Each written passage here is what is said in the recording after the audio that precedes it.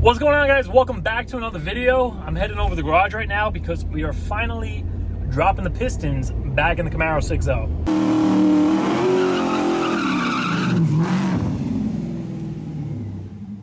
Alright guys, where we left off, we got the crank in the 6.0, and today it's time to put the pistons back in. So I still have one soaking in the chem dip. I'll pull that out when I get to it. But we're just going to start at the front here, work our way back. I think I'm going to gap the rings, drop the piston in, we'll do the plastic gauge on that cylinder, check the clearance, clean it up, lube it, torque it, move on to the next one. So for my bearings here, same deal. I got Clevites from Rock Auto, and my piston rings also from Rock Auto, just factory replacement, sealed power. But if you guys remember a few videos back, before I decided to re-ring it and everything, I was just pulling the stot rings off, clearancing them, putting them back in. I'm just gonna do the same deal. I think I cleared them at 28 thousandths for the top and bottom. Also, a couple of things on my last video I just want to touch on real quick with everybody. For one thing, I kept saying 20 thousandths. It's 2 thousandths. It's not 20. When I was looking up the spec for where the clearance should be between 20 to 25, the actual spec had a 0 after it. So I kept referring to it as 20 thousandths or 25 thousandths. That's incorrect. It's 2 thousandths. So if you're going to put your bearing clearances as 20 thousandths, you're not going to have a good time. Another thing, for the actual torquing, where I broke this one bolt here, I over torqued all of the outer ones. I went back and looked at the spec. One of you guys commented, and then I went and checked the paperwork, and sure enough, I over torqued the shit out of it. And I knew the outer ones were less because the ARPs going on, the inners were 60 foot-pounds, the outers were 50. So I even knew that it took less torque, but I completely glossed over it. And essentially, the outers were supposed to be only 50 degrees, or it would have been less than 60 foot-pounds, and I just did them all at 80, as if it was the inners. So essentially, I turned the outside bolts 30 degrees more than they were supposed to. Oh, all the ookie drained out. With this flipped, I can give you guys a closer look at the cylinders. Nice fresh hone.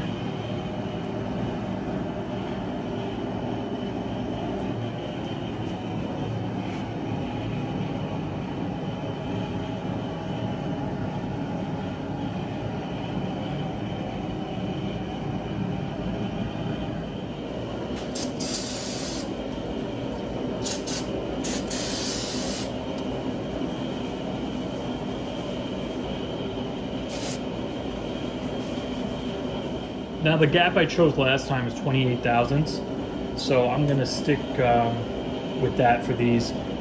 We got the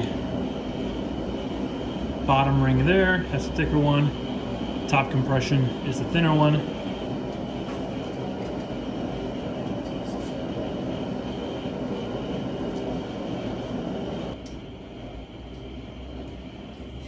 It's pretty tight, that's like at 16. So I'm going to do the same thing where I just pull this out, just file one of the ends, pop it back in.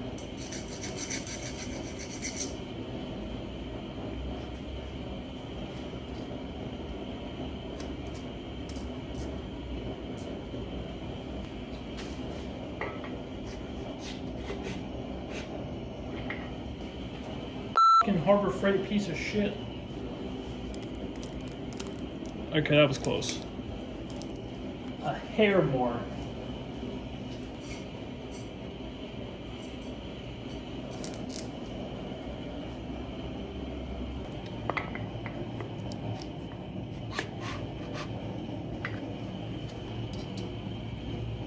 Just the tiniest amount of drag on it, so I'm gonna leave it there.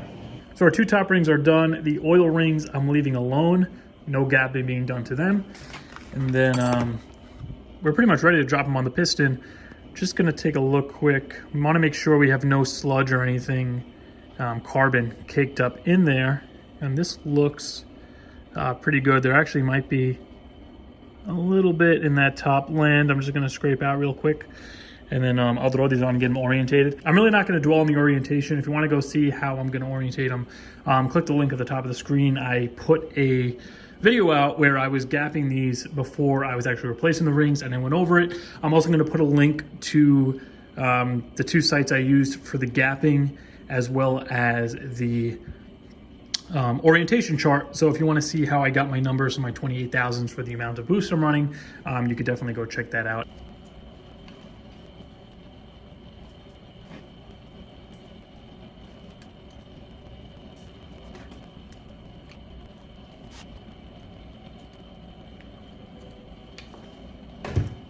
So before I pop the bearing on, I'm just gonna drop the piston in this little container here. I'm gonna pour oil all over it because being this was sitting in the chem dip, the wrist pin is pretty much completely dry. Everything is just has no oil on it. So I'm just gonna kind of pour some oil into the bottom of the piston here.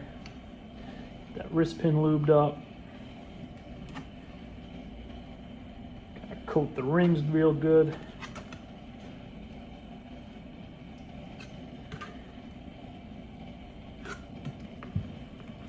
Just kind of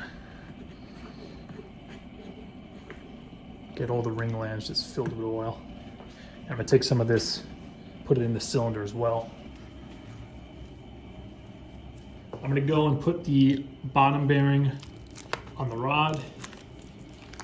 For my compressor tool, I was using the Harbor Freight one, but these got really good reviews on Summit, so I picked one up. It's a 4-inch for the 6.0 here, and it's just made for that exact bore size. And you can see it has like a taper on it.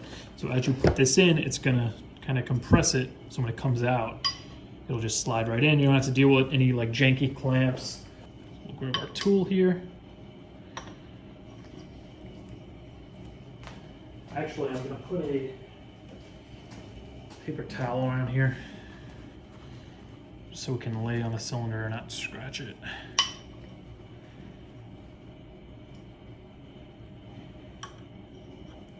And get it started.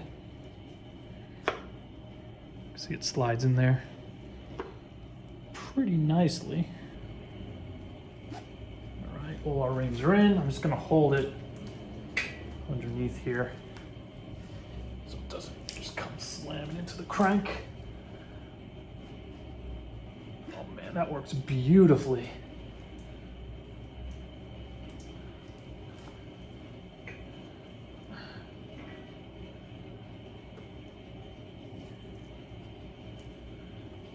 Barely even need the mallet. All right, here we go.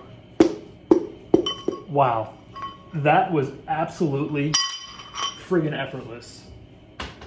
Totally worth the 20-something bucks, I think it was.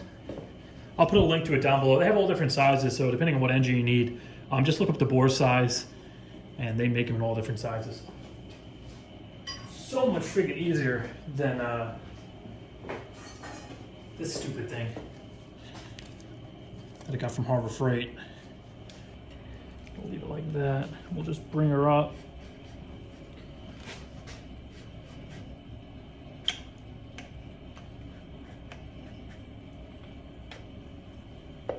Boom. They're on there. It's kind of cool the way they split these rods. If you look closely, it almost looks like something's broken. Because like it's not perfectly flat where they meet together, because they literally, I forget what the name of the process is called, but they literally break them apart. They split them, and that makes it so that they go back together exactly how they came off, pretty much, because these surfaces are going to be perfectly aligned with each other the way they split them. Got our fresh standard size bearing.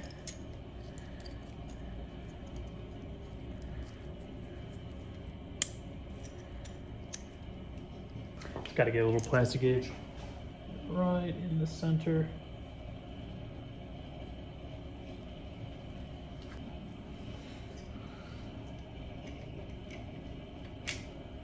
So So to torque these down, they want 15 foot-pounds followed by 85 degrees. I'm not sure what the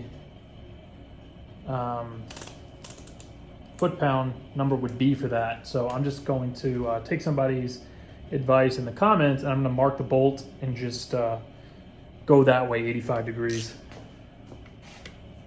This is the first pass at 15.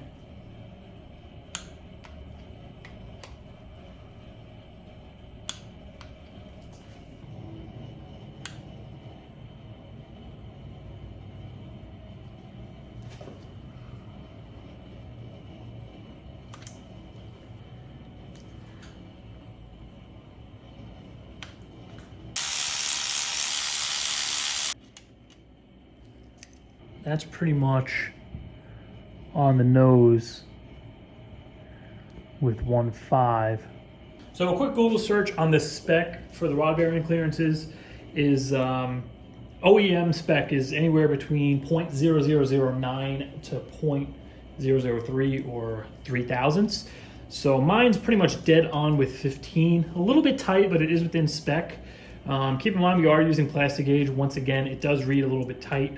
So I'm just gonna leave it the way it is. We'll continue forward, and unless we run into something that's tighter than this or out of spec, then we'll address it once we actually get to that point. But I'm just gonna zip through the rest of these guys one by one, plastic gauge, lube it, put the cap on, torque it, move on to the next.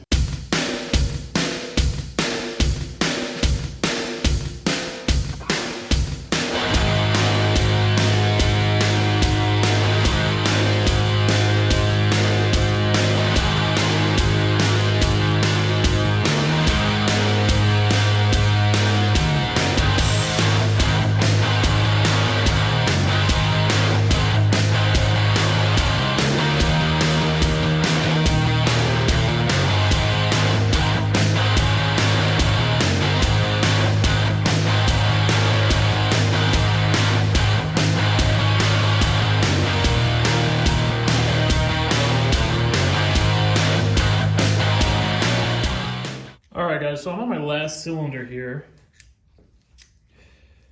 Just popping the rod cap on with the plastic gauge in there, and everything else is installed and torqued down. But I figured I'll just give you guys a quick walkthrough with the torque angle gauge.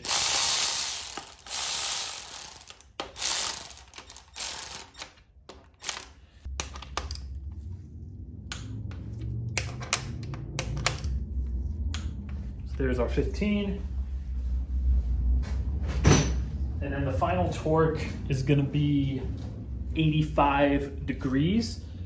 Just looking at the spec, it seems like they changed it. I think initially it was like 70 or 75, and then there was a revision where they upped it to like 85. I think it was like a service bulletin or something.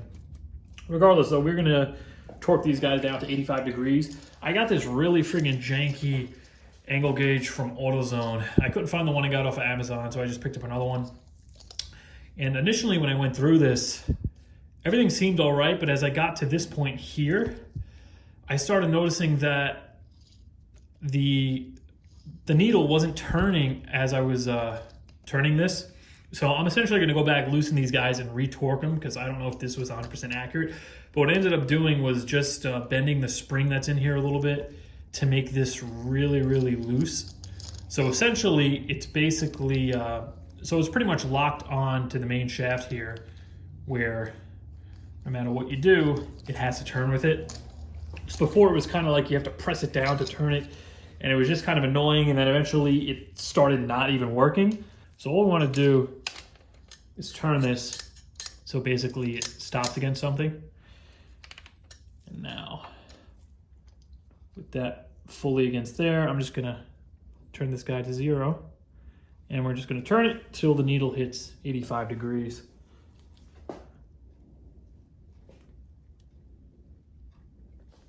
Just like so. Same for the bottom one.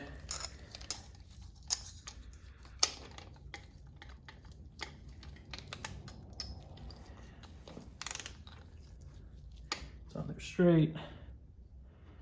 That's 0.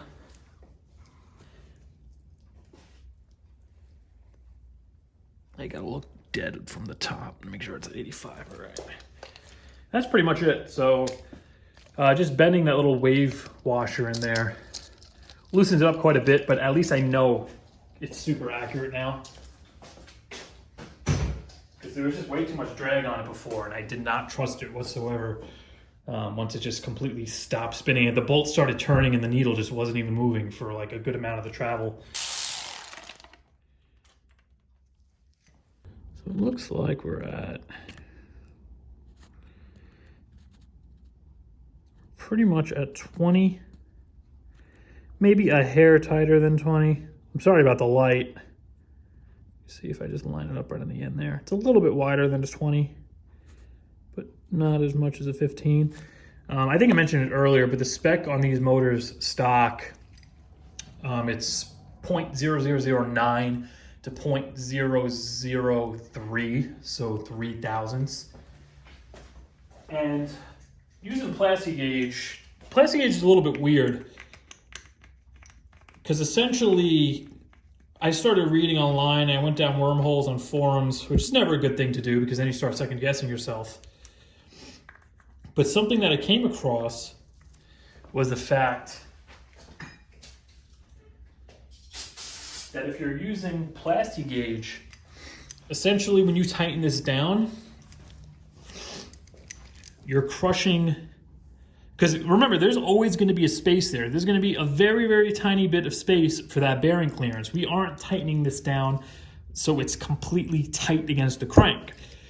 So essentially when you tighten down the plastic gauge,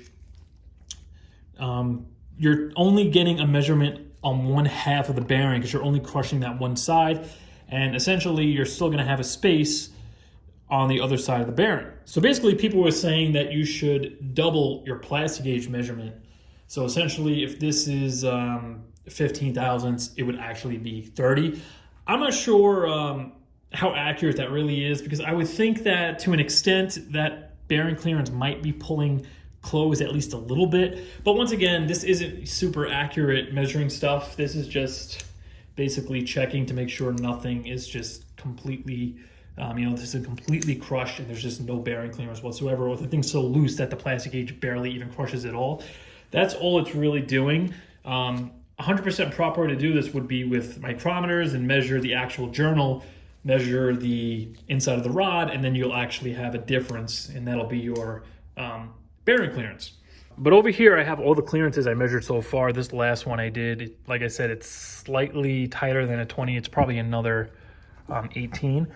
And this is the front of the motor. We started out with a 15, then we were at like a 2, and then we were a 15, then a 17, then a 15. It was kind of tight in the beginning aside from this 1, 2.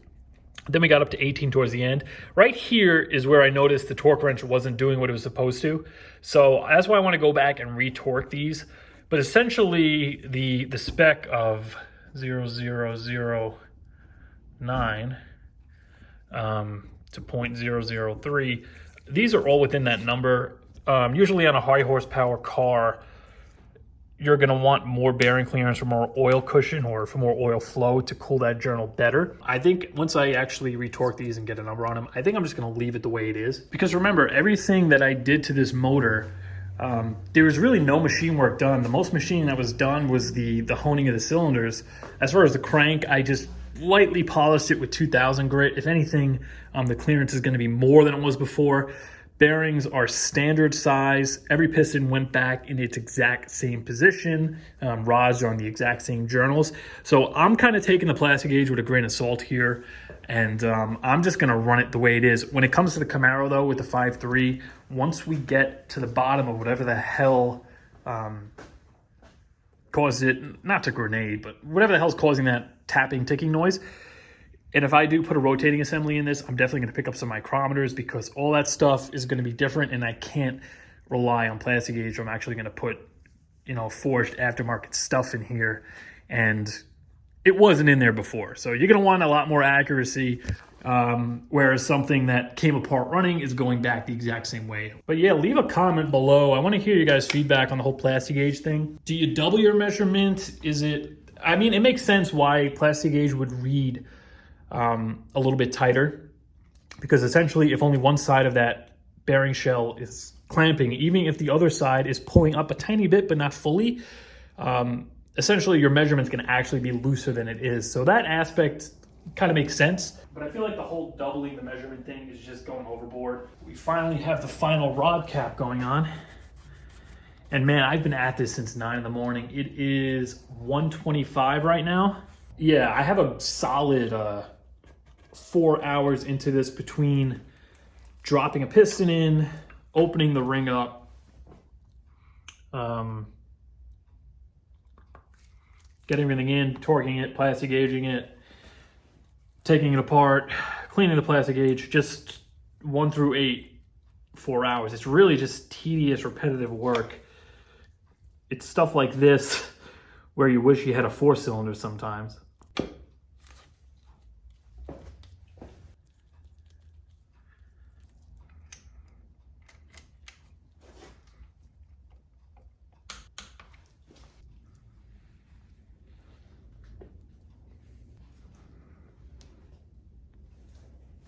And obviously you want to make sure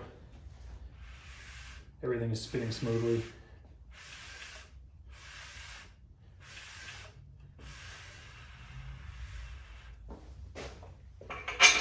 And with each piston you drop it in, do the plastic gauge, get it cleaned up, torqued down, spin it over before you go to the next one. Because if you throw everything together and then your freaking crank doesn't spin, it'll probably be the least of your problems, but you're not going to know where everything went wrong. That feels great though.